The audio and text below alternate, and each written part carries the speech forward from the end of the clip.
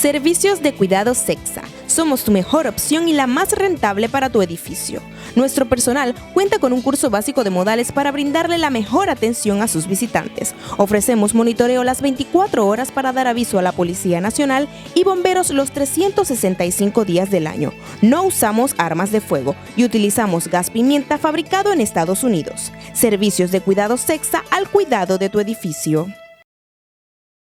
Si la veda ha funcionado como aclama el ministro de Seguridad o como aclama el ministro de la Presidencia, que ha sido un éxito y que ha bajado los delitos, quiere decir entonces que la policía traficaba las armas que estaban en sus depósitos. ¿Por qué? Porque así lo dice la ley, no lo está diciendo Isaac Brauerman o APA.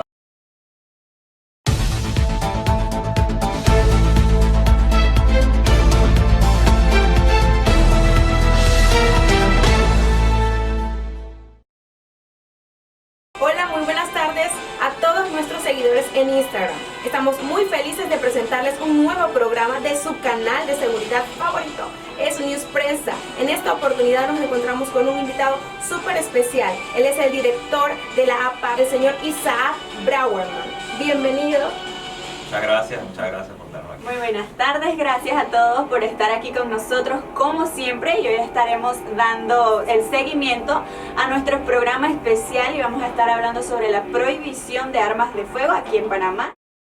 Para darle continuidad, como decía nuestra compañera Carla, a lo que es la serie de programación que le estuvimos prometiendo hace mucho tiempo y ya le dimos inicio con nuestro programa del martes. Espero que todos ustedes lo estén viendo, lo vean, si no, compartan con sus amigos y coméntenos qué opinan ustedes acerca de la prohibición o la restricción que se mantiene en la actualidad en Panamá. Y de eso queríamos comentar un poco con el señor Isaac, y también quisiéramos que ustedes también nos comentaran cuáles son sus preguntas, cuáles son sus dudas acerca de esta restricción, porque sabemos, e incluso estuvimos haciendo muchas entrevistas en la calle para saber qué saben las personas acerca de esta prohibición que está vigente desde el año 2011, tenemos entendido.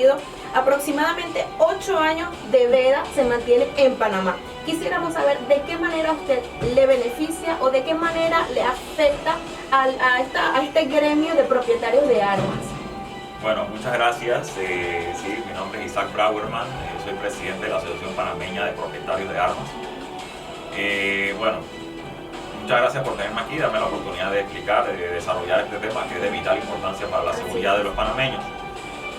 Como bien lo mencionas, la verdad es que la veda de armas legales ha sido una de las medidas más nefastas que han podido aplicar a este país en materia de seguridad. La veda empezó en el año 2010, para ser preciso, en octubre, mientras el ministro de Seguridad era José Raúl Molino. Y se ha venido prolongando hasta el día de hoy. Algo que comenzó como una medida supuestamente temporal se ha convertido en algo permanente, y la han venido prorrogando con unos resueltos ministeriales que el ministro de Seguridad firma cada 6 meses.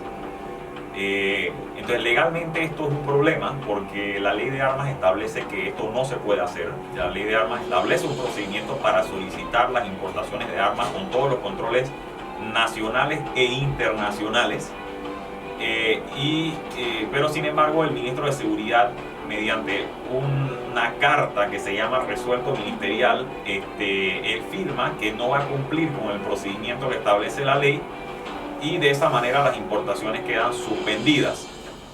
Entonces, esto lo que ha provocado es un gran desorden, no solamente en materia de seguridad, sino que ha acabado con la seguridad jurídica de varios comercios que eran autorizados por el propio Ministerio de Seguridad para importar este tipo de artículos, que hoy en día prácticamente han quedado en la quiebra, porque es como decir que tú tienes un restaurante pero no puedes vender la comida. Entonces no es que te han cerrado, pero te obligan a pagar los impuestos y te obligan a te dejan quedarte como empresa, pero no puedes ejercer tu actividad principal. Y esto sin ningún tipo de denuncias o acusaciones o imputaciones de cargo de ningún tipo. Entonces prácticamente acabaron con la seguridad jurídica de estos negocios, se perdieron empleo y se perdieron ingresos para el Estado. Por algo que simplemente es un capricho, porque no se ha demostrado jamás que una empresa importadora de armas había desviado armas a la delincuencia. Vuelvo y repito que en Panamá los controles son bastante estrictos, son controles nacionales e internacionales que hay que cumplirse cuando se solicitan armas a fábricas extranjeras. La verdad que esto ha afectado no solamente a las empresas de seguridad que importan armas de fuego, que no son más de 50, bueno, en su momento eran 50, hoy en día no deben quedar menos de una docena, las que han sobrevivido hasta ahora. Pero más allá del tema de comercio, cuando hablamos de las empresas de seguridad, ¿cuál es la seguridad con esta restricción? ¿De qué manera se ve afectado el gremio de la seguridad, de las agencias de seguridad que le prestan bienestar a las personas, al ciudadano común? Bueno, realmente la agencia de seguridad es un tema todavía más complejo, porque la agencia de seguridad se rige en base a un decreto ejecutivo que data del año 1992. Y si bien todavía no ha sido regulado por ley como debiera ser, igual como se regularon las armas de fuego en Panamá mediante la ley 57 de 2011, siguen prestando el servicio, pero regulados bajo esta norma. Ahora, el problema está en que tampoco estas agencias de seguridad pueden adquirir armas de fuego para la labor que ellos desempeñan, para el rubro que ellos ejercen. Entonces, como empresa también se ven afectadas porque prácticamente, o sea, no pueden cumplir con los requisitos que establece el Ministerio de Seguridad, porque el propio Ministerio de Seguridad no deja que se cumplan con los requisitos. Entonces, prestar un servicio de vigilante armado hoy en día solamente queda exclusivamente reservado para las agencias que ya tenían armas de fuego previa a la veda. Entonces, se han beneficiado solamente las agencias por el monopolio que se ha establecido, porque no pueden entrar nuevas empresas al mercado debido a esta restricción. Obviamente esto ha provocado también un incremento en los costos debido a que el armamento que tienen no puede ser reemplazado. Ya las armas que se han ido perdiendo no pueden ser ni siquiera reparadas, porque tampoco el Ministerio de Seguridad permite la importación de las piezas, de los repuestos para poder reparar las armas viejas.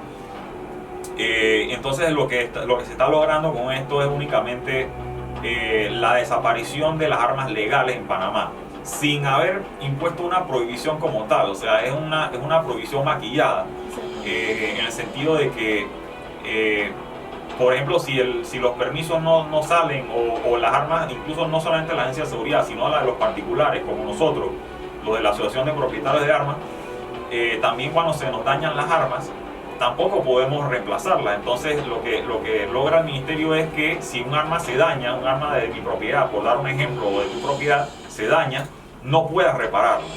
Entonces quiere decir que al final quedas indefensa frente al delincuente, pero para el Ministerio de Seguridad eso es un gran logro, porque piensan, según ellos, que eso es un arma menos que está en la calle, pero realmente no está en la calle, es un arma de tu propiedad. ¿Y usted conoce algún tipo de estadística que haya en cuanto a cuántas armas ilegales hay versus a las armas que legalmente están aquí en el país? Recuerda que las armas ilegales no están registradas dentro de lo que son las estadísticas oficiales, porque las armas ilegales no pasan por ningún tipo de control, ni para ingresar al país, ni para salir, ni para circular dentro del territorio nacional.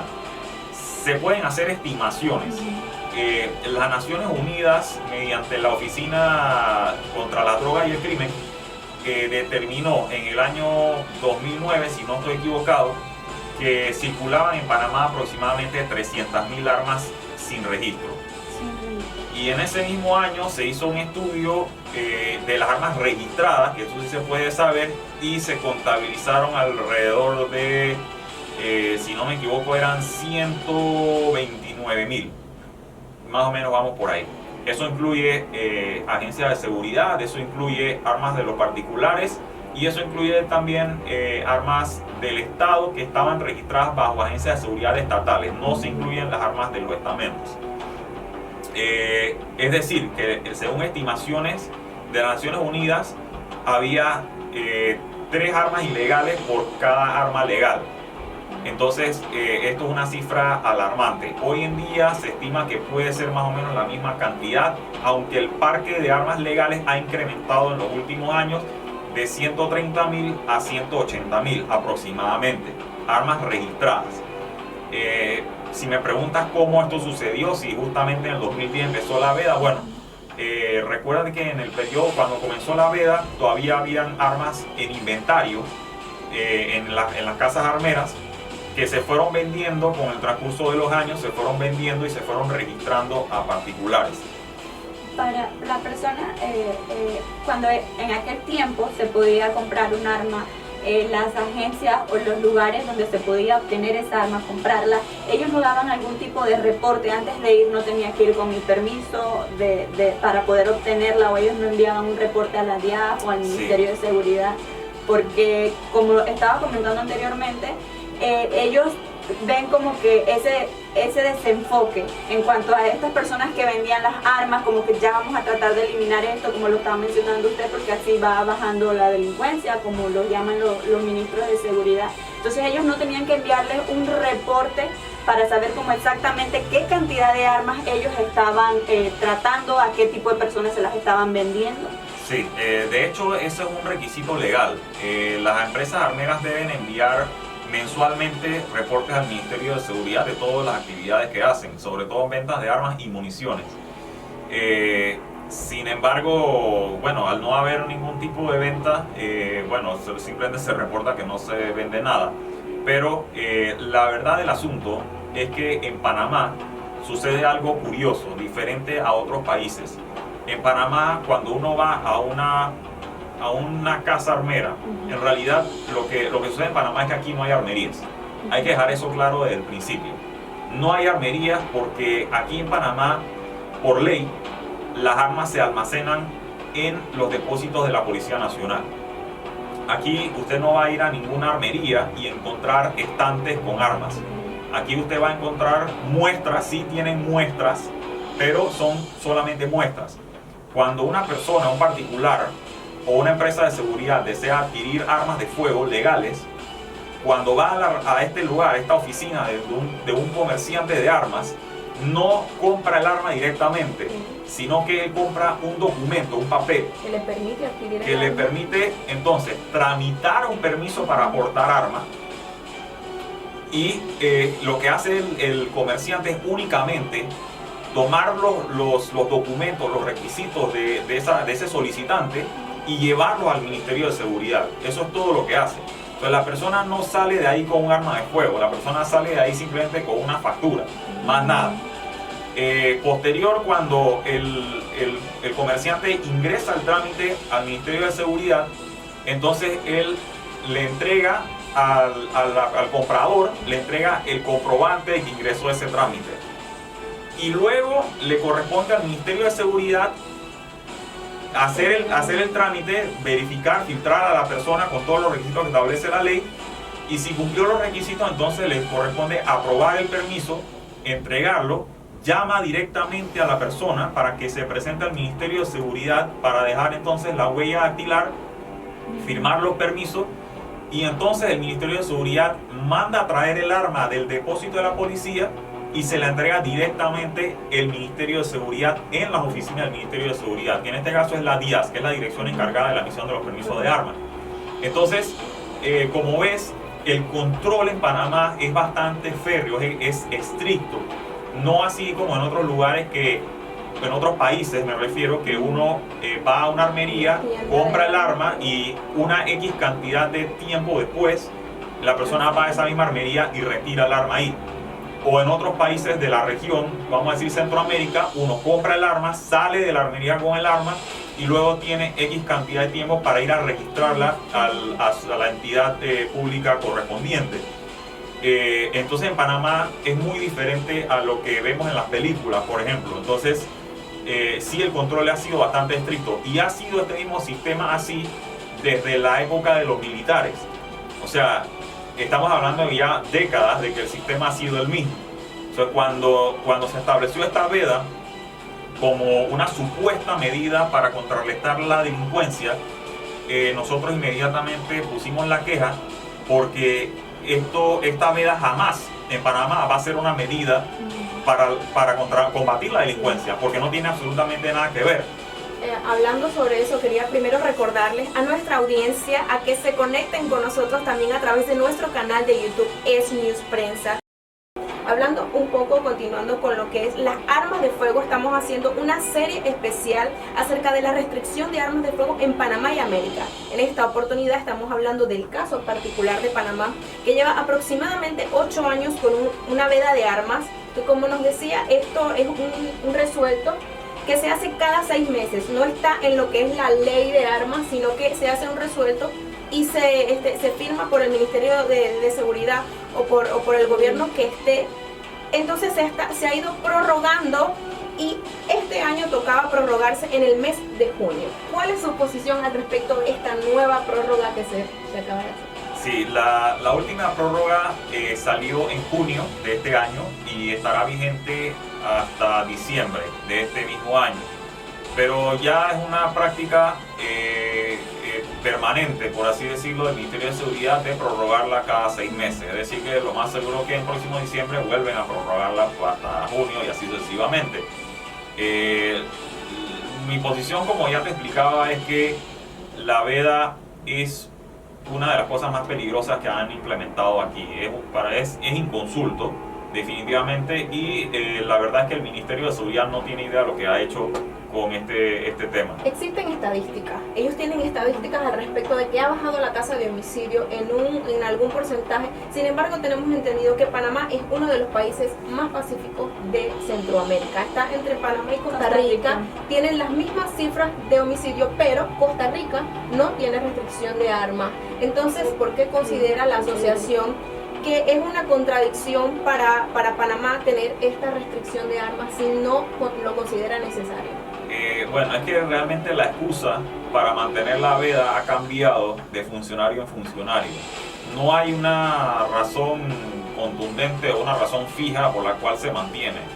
El último ministro de Seguridad, que es el actual, el señor Betancourt, ha dicho en reiteradas ocasiones que simplemente es una medida de seguridad porque han notado que los homicidios han bajado, pero jamás ha explicado, ni él ni los anteriores, cómo la veda de armas o cómo las armas legales que venían importadas legalmente tienen que ver con los delitos. Es decir, si tú me dices a mí que yo prohíbo la importación, ¿verdad? Yo tengo que demostrar que las armas importadas, cuando venían en el proceso de importación, se desviaban en algún punto hacia la delincuencia o hacia el crimen organizado. Eso jamás se ha probado aquí en Panamá. Yo te acabo de explicar cómo es el sistema de importación de armas. ¿Cómo es? Entonces, las armas en Panamá apenas llegan al puerto, se les asignaba una escolta policial y de ahí se van escoltadas del puerto a el depósito de la Policía Nacional, que puede ser Cerro Tigre o puede ser Oroco, cualquiera de las dos. ¿Qué es lo que ha prohibido el Ministerio de Seguridad de hace 8 años? Eso mismo. La parte en que llegan al puerto y se van escoltadas al depósito de la Policía Nacional. Eso es lo que ha prohibido. Entonces explícame tú, o que me explique el Ministro de Seguridad o el Presidente Varela si quiere, cómo esto tiene que ver para combatir la delincuencia. No tiene absolutamente nada que ver, ni será una medida para combatir la delincuencia en ningún momento. Te voy a explicar por qué. Si la veda ha funcionado como aclama el ministro de Seguridad o como aclama el ministro de la Presidencia, que ha sido un éxito y que ha bajado los delitos, quiere decir entonces que la policía traficaba las armas que estaban en sus depósitos. ¿Por qué? Porque así lo dice la ley. No lo está diciendo Isaac Brauerman o APA, lo está diciendo la ley 57 de 2011. Las armas se guardan en los depósitos de la policía. Entonces, ahora que no hay inventario, se acabó el tráfico de armas y bajaron los delitos. Entonces, la única manera de probar que la veda tenía que ver con la delincuencia es probando que las armas se estaban perdiendo del depósito de la Policía Nacional. Por lo cual entonces habría funcionarios dentro de la armería de la policía traficando las armas. Pero esto hasta el día de hoy jamás se ha podido probar, o ni siquiera ha habido una denuncia por parte del Ministerio de Seguridad contra alguna de las empresas importadoras o contra alguno de los miembros de los estamentos encargados de esta Porque muchas veces cuando escuchamos una noticia, una nota, se dice que el delincuente utilizó un arma ilegal. Incluso dicen, esta arma no está registrada. a lo que vamos, lo que usted está mencionando, de que no va como que la cantidad de armas que hay ilegal con las armas que están totalmente registradas. Sí, mira, y hablando sobre ese tema, precisamente hay un dato curioso. La policía decomisa 1.500 armas por año. Eso es en promedio. Entonces yo te pregunto, si hace 8 años no entra un arma legal al país, ¿cómo es posible que 8 años después todavía estemos decomisando 1.500 armas por año? Es decir, la cifra no ha bajado, o ha bajado quizás un poco, pero quizás eso te puede decir que simplemente la policía está decomisando menos, porque han entrado tantas o la policía se ha reducido en capacidad que ya no puede ir al día con la capacidad que tiene el crimen organizado de importar armas. Entonces es una cifra que se puede interpretar de diferentes maneras, pero la realidad es que cuando uno sale a la calle y le pregunta a la ciudadanía ¿cómo estás?, te va a decir que Panamá hoy en día es inseguro. Es más inseguro que hace 8 años cuando la veda no existía, o hace 10 años. Es más, aparte de eso, una cifra o una evidencia clara de que hay un tráfico de armas ilegal bastante grande es que los delincuentes tienen armas de guerra. Las armas de guerra no entraban legalmente al país para venderse al mercado local. Armas de guerra solamente pueden venir por compra directa de los estamentos de seguridad. Y que los delincuentes tengan armas de guerra te indica dos cosas: o que los estamentos están traficando armas, o sea, no los estamentos, las unidades que trabajan dentro de los estamentos, o que hay un contrabando de armas muy fuerte. Ahora, por investigaciones que se han hecho, son las dos cosas en realidad. De los estamentos se han perdido armas, y yo mismo he denunciado la pérdida de varias armas, incluyendo del SPI y armas de la policía también. Pero también hay un tráfico de armas, y eso es innegable. Hay armas que entran por Costa Rica, hay armas que entran por Colombia, hay armas que entran por las costas. Entonces, y en este país no se puede patrullar todo eso. Entonces, inevitablemente van a entrar armas y van a entrar droga. Y así como trafican armas, también trafican droga y también trafican gente, lastimosamente. La trata de blancas, o sea, lo que es tráfico humano existe. Y Panamá no es la excepción. Entonces, no podemos decir que prohibiendo la trata de personas van a dejar de traficar personas, o prohibiendo la droga dejaron de traficar droga. O dime tú en cuándo en Panamá la droga ha estado permitida la importación. Jamás. Y hay un problema de droga mucho más grande que el problema de las armas. Entonces, pero bueno, repito, ya son cosas quizás más subjetivas, pero yéndonos a la parte objetiva, te explicaba cómo es el procedimiento para importar armas y lo que se ha prohibido. Entonces, en la práctica, esto significa que no es que está prohibida la venta de armas. Sí. Porque la importación está prohibida, pero una persona, un ciudadano común que quiera adquirir un arma con su porte de arma, un arma nueva, ¿puede? Teóricamente puede, ¿verdad? Mira, casualmente le preguntaron al ministro de Seguridad la semana pasada o antepasada la misma pregunta, y él dijo, sí, es que lo que Isaac Brauerman está denunciando es por un tema económico, o sea, es decir que los comercios de armas quieren seguir vendiendo las armas. Mire, la verdad que eso es una verdad a medias, porque él dice, la comercialización no está prohibida. Es una verdad a medias. ¿En qué sentido? Sí, es verdad, tú puedes comprar un arma e ir a tramitar el permiso, un arma que esté ya dentro del territorio nacional y esté registrada, eso es verdad. Pero ¿cuál es la parte que ellos no explican? Ok, primero que para comprar un arma no puedes ir a una armería cualquiera. Tienes que buscar a una persona que te la venda. Si no conoces a nadie que tenga un arma, pues pobre de ti. Vamos a empezar por ahí. Entonces, tu derecho no depende de cuando tú quieras ir a comprar un arma, tu derecho depende de que una persona conozca a una persona y que esa persona encima esté dispuesta a venderte un arma. Con el permiso. Sí, vamos a decir que la encontraste. Ahora, después de la buscaste, la encontraste. Hoy en día una pistola 9 milímetros, que en los tiempos antes de la veda costaba $1.500, hoy en día cuesta $5.000. Entonces, se ha restringido la tenencia o la compra de armas a la clase pudiente, a la clase alta. Porque si eres clase media o clase baja, si vives en barrios de zona roja, probablemente no tengas el dinero para comprar un arma, pero es la persona que más lo necesita por la zona en que tú vives. Entonces, mira cómo se ha inclinado la balanza o se ha hecho una gran injusticia en cuanto a esto.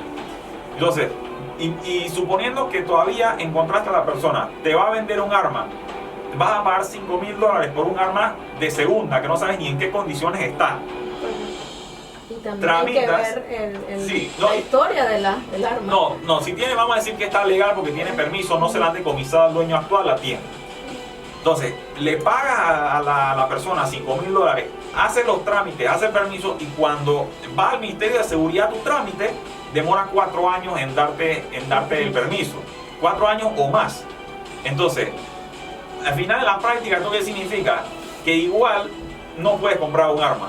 Porque ya cuando te la dieron, si la querías para defender tu vida, probablemente ya te mataron.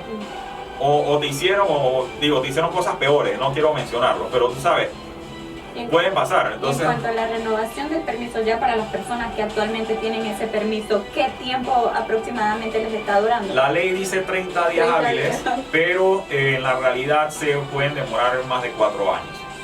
Pero ahí es donde yo insto a los propietarios de armas que no sigan yendo a la DIAS a preguntar cómo está su permiso, porque no sirve de nada.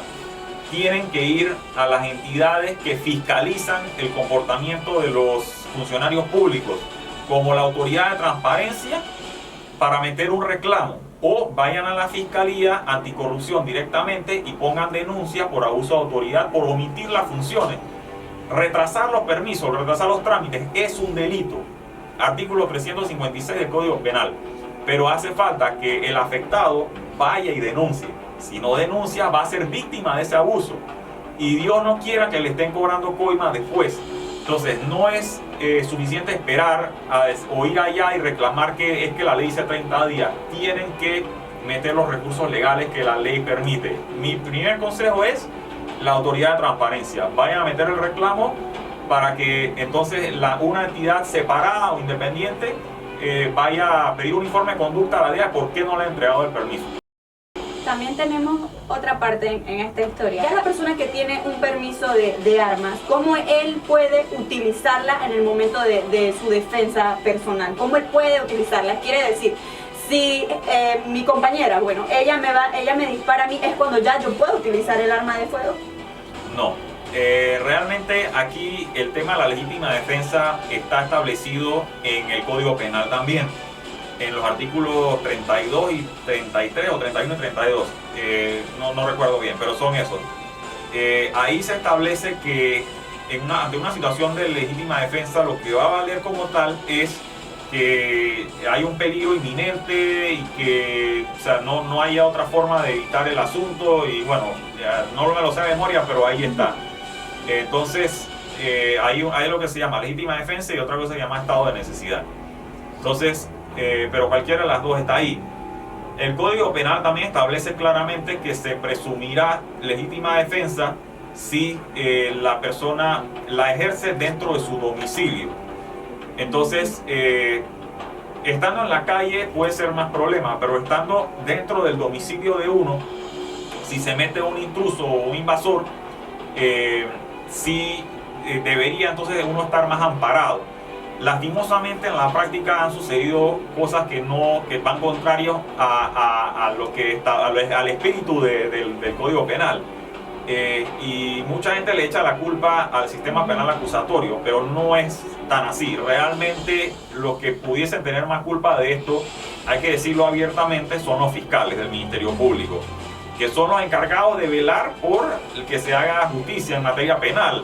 Entonces son los fiscales los que al final, después del acto, después de ejercer legítima defensa, quedan levantándole cargos a la persona que se acaba de defender. Algo que es muy triste, muy lamentable, porque una persona que recién acaba de pasar por una situación tan traumática y salva su vida de ser violada o ser matada, asesinada, secuestrada, logra salvar su vida gracias al arma que tenía, a pesar de todos los problemas que le ponen.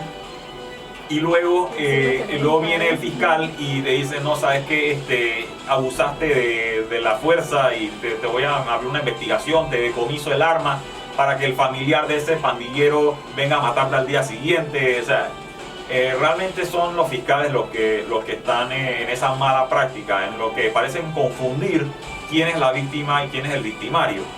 Entonces ahí es donde viene el problema. Eso es lo que hay que hacer, es hacer cultura, concientizar al Ministerio Público para que realmente entiendan que cuando hay legítima defensa y se ve que es un caso de legítima defensa, hay que presumir la inocencia, no presumir la culpabilidad, no imputarle cargos a la persona que se acaba de defender, que es la verdadera víctima, y caerle con todo el peso de la ley al victimario.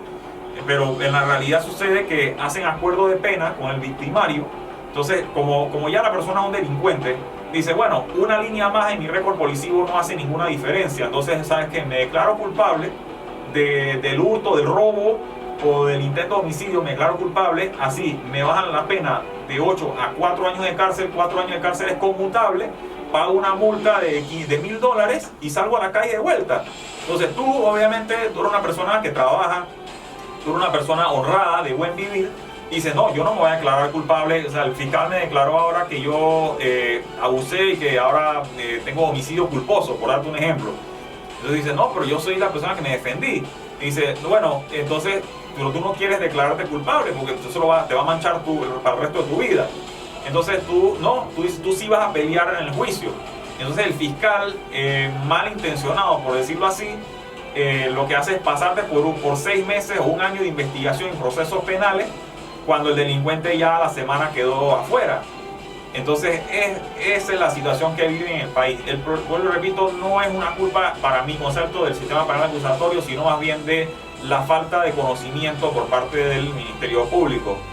Entonces yo creo que aquí en Panamá el Ministerio Público tiene que empezar a defender a las verdaderas víctimas, no a favorecer al victimario, o por lo menos dar cierta protección, ciertas garantías a la víctima, sobre todo en los casos de legítima defensa. Ahora, si me preguntas a mí personalmente, sí haría un cambio en el Código Penal, porque el Código Penal sí establece que se hay legítima defensa cuando razonablemente se utilice la fuerza, pero esa palabra razonablemente es muy amplia y queda entonces a discreción del fiscal, y por lo general los fiscales determinan que no fue razonable, sino que hubo exceso, y eso es algo absurdo, porque cualquiera que sabe utilizar un arma de fuego, cualquiera que sabe combate armado, sabe que eso es una cuestión de 2 o 3 segundos de combate, y no hay tiempo suficiente para invitarle café al delincuente. O sea, es una cosa de segundos, y no hay tiempo como para decirle, párate ahí que te voy a disparar en un pie o en una mano, no te muevas. No, o sea, entonces uno tiene que disparar lo más rápido porque el otro ya te tiene encañonado. Y entonces eso de que te dicen, no, que tienes que dispararle un tiro, eso es mentira, eso en combate no existe. Un tiro, yo he visto, busquen en YouTube videos de gente que con 8 o 9 tiros todavía está de pie. Entonces imagínate, un delincuente que tiene encañonado y está de pie, todavía te puede seguir disparar y matarte. Entonces, en realidad, yo como instructor de tiro certificado te puedo decir con toda certeza de que cuando uno utiliza un arma de fuego, uno tiene que utilizar, si ya vas a sacarla y vas a disparar, tienes que neutralizar la amenaza, disparar hasta que se neutralice la amenaza. Pero entonces viene el fiscal y te dice, no, tiene más de un disparo, entonces hubo exceso, hubo saña. Eso es absurdo, en la vida real eso no funciona así. Actualmente lo pudimos observar esta semana que pasó con los 2 casos de una familia en San Miguelito, que los malhechores entraron, le robaron, ellos no pudieron defenderse, habían menores de edad y ya esto no se respeta. Al caso de la que está corriendo ahorita por representante de Bellavista, la señora Achira Valdés, ella tenía un arma legalmente y entonces ella pudo neutralizar al delincuente, pero hoy nos enteramos de que resulta que el delincuente está libre porque solo se le dio una orden de alejamiento y tiene prohibido entrar a Bellavista. Correcto. Sí, eso es muy triste y tienes toda la razón. Sí, casualmente en El Dorado fue donde entraron a una casa, amordazaron a la familia, una familia indefensa, delincuentes armados, y lamentablemente se produjo un hecho de violación carnal. Versus el mismo día, casualmente, un delincuente con un arma blanca entra a una propiedad privada en Bellavista y así la Valdés, que pues ya publicó el nombre, ¿no? Con su arma legal logra sorprenderlo y someterlo hasta que la policía llegó al lugar y lo capturó. Esa es la diferencia entre una situación de víctima indefensa contra una víctima que sí tiene los medios para defenderse. Esto para contrarrestar lo que muchos ignorantes de la materia dicen, de que cuando uno tiene un arma de fuego, uno al contrario tiene más riesgo de de ser víctima o salir herido. ¿Piensa usted que parte del desconocimiento también esto afecta a que esta prórroga se siga dando? La ciudadanía tiene parte que ver con respecto a esto. Sí. ¿Tiene usted poco apoyo para defender su opinión o su posición? Lamentablemente así es, tienes toda la razón. Sí hay un grave desconocimiento con respecto a la materia. Y la verdad que bueno, es que históricamente las regulaciones de armas de fuego por alguna razón siempre se han mantenido en el anonimato, en bajo perfil, y no mucha gente se involucra en estos temas. Y bueno, lamentablemente también los medios, no periodísticos, pero vamos, los medios de entretenimiento, las películas y las series de televisión no ayudan muchas veces, porque la gente piensa que lo que pasa en las películas o en las series en la realidad también es así, y la verdad es que no es parecido. Nos hemos dado cuenta, por ejemplo, en estos años que tenemos de hacer campaña por este tema de la veda y los permisos de armas, que existe un grave desconocimiento. Incluso una vez salió una encuesta a nivel nacional sobre la veda de armas y aproximadamente era 33% a favor de quitarla y 66% a favor de dejarla. Pero veíamos que la encuesta, la pregunta era si estaba a favor de la veda de armas como una medida para contrarrestar la delincuencia. Entonces, claro, todo el mundo dijo, es para la delincuencia, entonces déjala. Pero la realidad, como te acabo de explicar en el principio del programa, eso no es una medida para la delincuencia. Es lo que es una medida contra las víctimas de la delincuencia. Entonces, sí hay un desconocimiento, y a pesar de toda la campaña que hemos hecho, las entrevistas televisivas, las entrevistas radiales y los periódicos y entrevistas como esta, todavía hay una gran parte de la población, la mayoría de la población todavía no conoce que estamos aquí, no conoce lo que estamos haciendo y no conoce el tema. Entonces, y la verdad es que muchos de esos también trabajan en el Ministerio de Seguridad, gente que no conoce el tema y que al final emiten opiniones porque se lo manda un superior, pero no son tan humildes como para decir yo no sé, vamos a consultar con los expertos. Entonces, la verdad es que en todos estos años nunca hemos sido incluidos en discusiones para la materia de armas de fuego. Solamente puedo decir que fuimos incluidos cuando se debatió la ley en la Asamblea, pero eso fue hace 10 años. Entonces, pero la verdad es que el órgano ejecutivo, desde que la ley se aprobó, nunca ha querido cumplir con la ley. Y todavía estamos insistiéndole a ellos que nos incluyan, y vamos a tener discusiones y debates abiertos sobre el tema, pero ellos se han mostrado renuentes. Entonces lo que vemos es que al final se ha formado un ambiente de corrupción, un ambiente de negociado detrás de este tema de la veda. O sea que esto al final pareció ser una cortina de humo para hacer otro tipo de transacciones que no son muy limpias. Y eso yo lo he estado denunciando abiertamente, o sea, no hay ningún secreto. Pero lamentablemente sí, el desconocimiento ha afectado bastante. Entonces hay gente que piensa que al abrir la veda, es decir, eliminar la restricción que hay, se va a volver en el viejo oeste. Hay gente que dice que nosotros abogamos por darle un arma a todos. No, eso es absolutamente falso y eso tampoco va a pasar. Y es más, déjeme darle otra estadística interesante.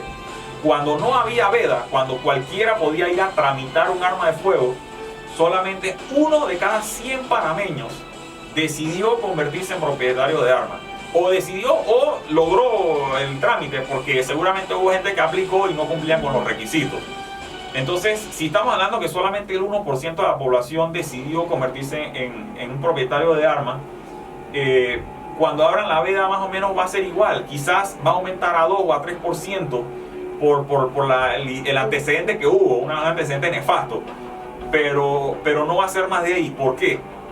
Porque la persona cuando llega a preguntar cómo hago para adquirir un arma de fuego, tú le tienes que decir, bueno, tienes que pagar $150 en el Banco Nacional, tienes que hacerte un curso de tiro que vale otros 100, 150, $200, tienes que comprar un arma que vale $2.000, vamos a decir que quitan la veda, las armas bajan de precio a $2.000, tienes que esperar 4 años para que te la den. O sea, entonces mucha gente dice, no, gracias, esto no es para mí. Y aparte cada 4 años, cada vez que compras o vendes un arma, tienes que hacer un trámite de vuelta y esperar otra vez el tiempo y hacer los exámenes de vuelta, los exámenes psicológicos, antidoping, los antecedentes penales, todo lo demás.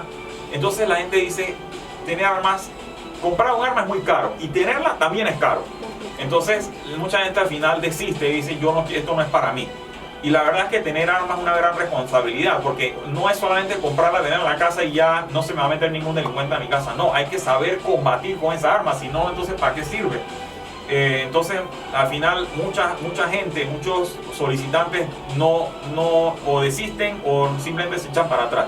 Y las pocas personas que al final sí deciden, sí pasan por los cursos, sí completan las pruebas, bueno, esa gente son el 1 o 2% de la población, no más de eso. Entonces, lo que nosotros abogamos es que se devuelva la vía legal para adquirir un arma de fuego. No estamos hablando de que se ponga una tolda en un parque y se repartan armas a la discreción. Eso no es lo que estamos hablando. Estamos hablando de que si tú quieres hoy en día adquirir un arma de fuego, puedas ir a un lugar donde tú puedas tramitarlo. Pero eso es lo que no existe hoy en día. Yo quiero que eso se devuelva a la población. Yo no estoy hablando de repartir armas, estoy hablando de que si una persona quiere ejercer su derecho, que lo pueda hacer. Eso es lo que se eliminó de forma discrecional, de forma arbitraria, por parte de la presidencia o por parte del Ministerio de Seguridad. Y eso es lo que no estamos de acuerdo. Y cuando se tomó esa decisión, nunca, como usted ha dicho, no se le tomó en cuenta no hubo un momento en el que ustedes lo incluyeron dentro de esta prohibición, sabiendo que eran propietarios, muchos de agencias de seguridad, quiere decir que se les impidió sin consultar. Así mismo es. Bueno, en principio, te recuerdo que en octubre del 2010 no estaba en vigencia todavía la ley de armas. La ley de armas entró en vigencia un año, aproximadamente casi 2 años después, o 1 año y medio después, en mayo del 2012. Entonces, en principio se dijo que se iba a suspender la importación hasta que se aprobara la ley.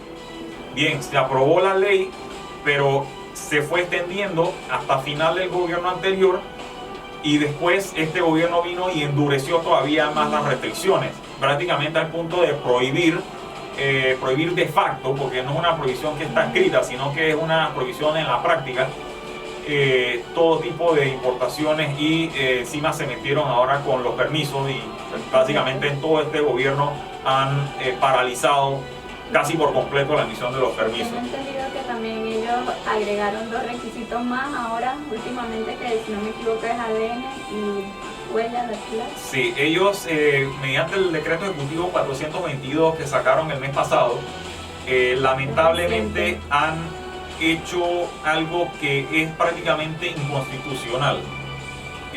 No es que nos oponemos a la prueba de ADN, porque la prueba de ADN estaba regulada desde el año 1998.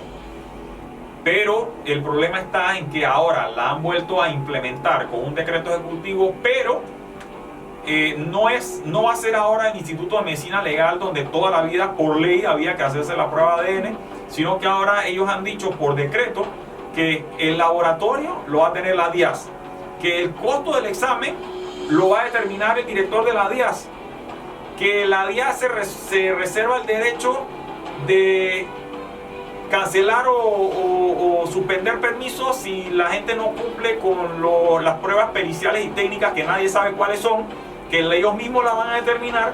Y por último, para ponerle la cereza al pastel, han dicho que el director de la DIAS puede inventar los requisitos que él quiera en cualquier momento. Entonces, esto quiere decir que ya no sabemos si el día de mañana vamos a poder renovar los permisos. Porque bien, mañana podemos ir a meter un trámite y nos podemos llevar a la sorpresa de que el director ha dictado requisitos adicionales que a lo mejor ninguna persona puede cumplir. Entonces esto se llama un desarme de facto. Es decir, que si el día de mañana nadie puede cumplir con los requisitos, ellos van a decir yo no lo prohibí, simplemente que nadie cumple con los requisitos. Entonces esto es absurdo. Esto se traduce inevitablemente en cobro de coima. Porque si un funcionario inventa los requisitos, así mismo se le puede comprar para que quite los requisitos. Entonces esto es un problema. Por eso es que nosotros nos oponíamos al tema de la discrecionalidad, porque cuando había discrecionalidad en la DIJ y en la PPJ, cuando existía, eso era un foco de corrupción. Y por eso se eliminó en la ley 57 a cambio de poner todos los requisitos que el gobierno quería que pusiera, y se pusieron en la ley. Pero se puso en la ley requisitos fijos. No se podían agregar más requisitos. Entonces ahora en este evidente intento de cobro de coima legalizado, nosotros hemos procedido a demandar ese decreto. ¿Sí? No es que nos opongamos a la prueba de ADN o a las pruebas de biometría facial, sino que está mal hecho y es ilegal. Entonces nosotros le hemos dicho al ministro de Seguridad que si él no está de acuerdo con la ley, que vaya a la asamblea y allá se debata otra ley. Cuando se apruebe, si es que se aprueba, se cumplirá con la nueva ley. Pero en este momento ellos tienen que cumplir con la ley como está. Y ese decreto es totalmente ilegal, incluso hasta se puede decir que inconstitucional. Entonces encontramos que esto ahora no solamente han atentado contra los comercios de armas, sino que ahora han atentado contra más de 50.000 propietarios de armas de una forma sorpresiva, porque fue un madrugonazo, amaneció y nos encontramos con eso en la Gaceta Oficial. Entonces, y ya veníamos con el antecedente que unos meses antes el director de la DIAS había promovido un resuelto ministerial donde decía que el 10% del costo de los permisos de armas se iba a repartir entre los funcionarios que trabajan en la DIAS, algo que era increíble e ilegal, por supuesto. Entonces inmediatamente demandamos ese resuelto y a las 2 semanas ya lo derogaron, pero veníamos con ese antecedente que parecía que querían repartirse el dinero. Entonces, bueno, ahora han salido con este nuevo decreto de la muestra de ADN, pero no es la forma en que lo han hecho, sino que se ve que parece un negociado con un laboratorio privado. Y la seguridad jurídica de los 50.000, 60.000 propietarios de armas que hay en Panamá ha quedado totalmente fuera de la película. Es decir, que ahora no sabemos si mañana vamos a poder ir a renovar los permisos. Y más que todo esto afecta a la gente del interior, la gente que vive cerca de la frontera con Costa Rica, pues que tienen que hacer el viaje a la ciudad de Panamá todo el tiempo y que pues prácticamente ahora tendrá que hacer más viajes, gastar más de su tiempo porque no sabe con qué nuevo registro se va a encontrar. Y esto es una situación lamentable y la verdad es que la delincuencia está en todos lados del país hoy en día, incluyendo Bocas del Toro, incluyendo Chiriquí. Allá se ha recrudecido mucho la delincuencia. Y vemos que el Ministerio de Seguridad más le pone problemas a los residentes de aquellas áreas. Para nosotros esto es un abuso, es una irresponsabilidad, es atentar contra la seguridad de los propios ciudadanos. Entonces pareciera que el Ministerio de Seguridad nos ve como enemigos, más bien como amigos. Y a los delincuentes, ustedes bien saben que cuando llegó este gobierno le puso el programita a ese Barrio Seguro que los premió con amnistía y los premió con bonos. Mientras que al mismo tiempo cuando llegó este gobierno paralizaron los permisos de armas. Entonces pareciera que estaban haciendo las cosas al revés, un poco al revés. Pero sí, la verdad es que, bueno, ahora sí, en diciembre que viene la nueva prórroga de la veda, no vemos de ninguna manera que el Ministerio de Seguridad tenga intenciones de sentarse a discutir el tema. Y mientras tanto los panameños estamos en una situación de indefensión total. Y los delincuentes teniendo cada vez más armas, mucho más y más poderosas de lo que tenían hace 8 años atrás. Entonces yo creo que ahí es donde se debe centrar el tema. Sí tenemos que llegarle a más personas, eso sí, hay un desconocimiento muy fuerte. Tenemos que ver cómo educamos a la gente, cómo le damos cultura de que esto es nefasto para todos, porque mucha gente piensa que esto solamente afecta a los propietarios de armas. No, esto afecta a todo el país, porque hay un tema y es la impunidad de los delincuentes. ¿Por qué se está dando tanta impunidad? Mira, tú fuiste víctima, por ejemplo, de un asalto por un grupo de pandilleros que te conocen, saben dónde vives, son pandilleros que operan dentro del área donde tú resides, ¿verdad? Y fuiste víctima y tú sabes que fueron ellos y ellos saben que tú sabes, pero tú no lo vas a denunciar. ¿Por qué no lo vas a denunciar? Porque cuando te atacan, cuando te roban, te dicen, si hablas, te voy a hacer daño. Entonces tú sabes que los quieres denunciar porque sabes quiénes son, pero no vas, porque tienes miedo. Tú dices, bueno, ¿sabes qué? Si voy a poner la denuncia, ¿sabes que primero déjame ir a comprar un arma de fuego para defender mi vida? Pero no hay. Entonces tú dices, ¿sabes qué? No lo voy a denunciar y se acabó. Entonces, ¿qué hacen esos delincuentes? Te asaltan a ti, te asaltan a ti, te asaltan a ti, te asaltan a todo el mundo. Entonces la gente dice, oye, pero la delincuencia... Claro, entonces la gente dice, la delincuencia está recrudecida, están disparados los maleantes, no sabemos qué hacer. Es por eso, porque la gente ya no está denunciando, precisamente porque como yo no puedo comprar un arma de fuego, yo no voy a denunciar a ningún maleante armado.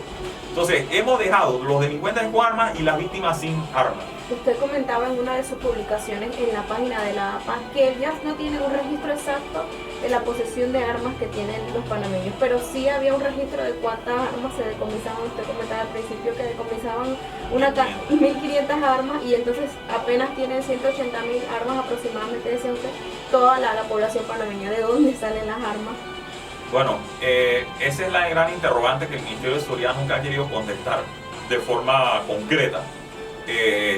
Hemos dicho claramente que hay un tráfico de armas. Yo he presentado evidencia en televisión de cómo armas del Estado se han vendido, se han traficado al crimen organizado.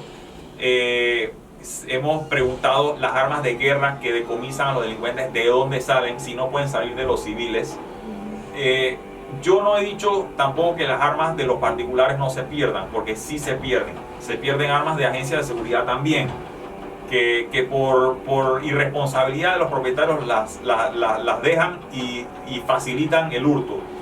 Pero estos casos no son tan comunes como la gente cree. Es decir, yo traigo un lote, o sea, si yo soy traficante de armas, yo traigo un lote de 40 o 50 armas y las puedo meter de una sola vez al país. En Darién se encontró un cargamento de 400 armas o más, creo que no eran como 800, pero reportaron 400, o sea, hubo diferentes casos, pero la realidad es que cuando se pierde un arma de particulares, por lo general pueden ser una que se la roban del carro, que no se debe dejar en el carro, o dos o tres, o entran a una casa y se roban 10 o 15. Estos son casos muy, muy raros, pero ha sucedido en el pasado. Pero de que se pierdan 1.500 armas de la casa de alguien, no, eso no tiene ninguna lógica. Y que no baje el índice de eso, también es extraño. Eso es correcto, o sea, en 8 años no ha visto que el decomiso de armas ha bajado a 100. De 2.000 a 100 no, ha bajado de 2.000 a 1.700, a 1.500 y se mantiene en 1.500, 1.500, 1.500. Vuelvo y repito, no necesariamente es que han entrado menos armas, es que a lo mejor la policía ya no tiene la capacidad de seguir buscando tantas armas de fuego porque el crimen organizado hoy en día tiene más poder que antes. Entonces hay diferentes maneras, hay que hacer más investigación sobre esto, pero sí vemos con preocupación el armamento que cada vez delincuentes más se decomisan. Ya no, antes se decomisaban revólveres, un poquito de pistola, hoy en día se decomisan fusiles, han decomisado granadas, han decomisado municiones de ametralladora. Con decirte eso, que ya entonces los delincuentes deben tener ametralladoras de guerra. Entonces es un tema muy preocupante y no vemos que el Ministerio de Seguridad tenga la intención de abordar estos temas, sino que más bien es echarle la culpa a los propietarios de armas diciendo que son ellos, pero nunca con una denuncia formal o con pruebas, sino que es una excusa para lo que están haciendo en otros lugares, ¿no? Para finalizar, quisiéramos que nuestro invitado especial le diera un mensaje a todas esas personas que no conocen este tema, que tienen desconocimiento, de qué manera podría ayudarlos a informarse un poco más de cuál es la realidad que se vive en este momento en Panamá con la actual veda de armas que se mantiene desde el año 2010, específicamente en octubre. Bueno, yo sí quiero invitar a todos los que nos están escuchando, a los propietarios de armas y a toda la población panameña, porque esto es un tema que nos afecta a todos, créalo o no, que se informen. Primero que se informen. ¿Cómo? Bueno, ahí están las redes sociales de nosotros, el Facebook de APA, Twitter de APA, que lo sigan ustedes en S-News, que me parece muy interesante, y sé que ustedes también están trabajando sobre el tema, pero sí tienen que informarse, tienen que velar por sus derechos. Nunca saben cuándo lo van a necesitar. Es mejor tenerlo y no necesitarlo que necesitar no tenerlo. Entonces, infórmense, sigan las redes sociales de nosotros, vean las entrevistas, vean los reportajes, y aquellos propietarios de armas que se les ha vulnerado sus derechos con el tema de los retrasos de los permisos y las armas que no aparecen en el Ministerio de Seguridad, pues vayan y pongan las denuncias, vayan a la Autoridad de Transparencia, metan su reclamo, vayan a la Fiscalía, metan su denuncia y al final de cuentas todos tenemos que velar por nuestros derechos. Así que gracias a los que nos están siguiendo. Muchas gracias a usted por haber estado aquí con nosotros. Muchas gracias, señor Isaac. A A todos ustedes, si tienen alguna consulta, algún comentario que quieran saber, ya saben, escríbanos en nuestra red social, en Instagram y en YouTube, y nosotros estaremos respondiendo. No olviden suscribirse a nuestro canal Es News Prensa, el único canal exclusivo en temas de seguridad, así que nos vemos en una próxima edición. Hasta luego.